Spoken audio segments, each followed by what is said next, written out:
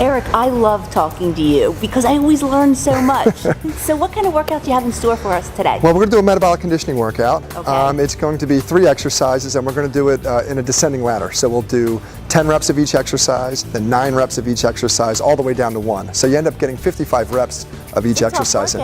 It can be, depending on the exercises and how fast you move and the weights you choose. So what makes it a metabolic workout? Well, for the characteristics of metabolic conditioning are, you're going to be breathless, right? If you're not breathless, you're not really doing an intense metabolic conditioning workout, right? You're going to feel burning in your muscles. If your muscles aren't burning, you're not really doing an intense metabolic conditioning workout. It's going to be heavy. So, and obviously heavy is relative depending on your strength levels and your ability level, but it should be relatively heavy in terms of weight. That you can do 10 or 11 or? Yeah, that would probably work pretty well. Again, it's just based on your fitness level and your technique level would determine that weight that you would use. But for some people, even something simple as a push-up could be heavy if you're not great at push-ups. The other thing you're going to notice with the metabolic conditioning workouts, you're going to be sweaty. All right, so we need to make sure we get that sweat component in there too. So Eric, what are the 3 exercises that we're going to do today? We're going to do push-ups, dumbbell front squats, and ring rows. All right, push-ups.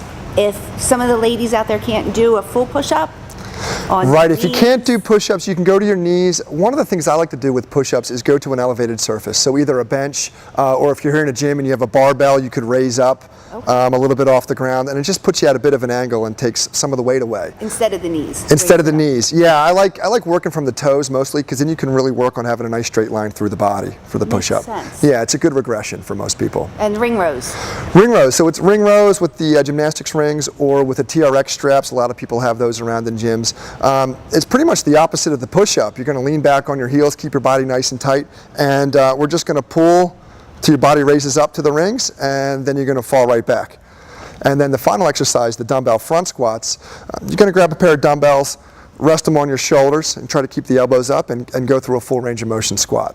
Awesome. Sounds tough.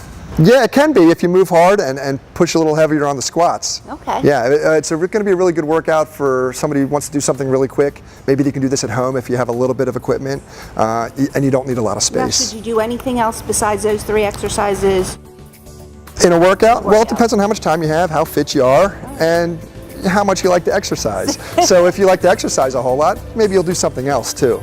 But I think for most people, just something like this is going to get a good stimulus for you and a good workout. Metabolic conditioning. Thank you so much, You're Eric. welcome.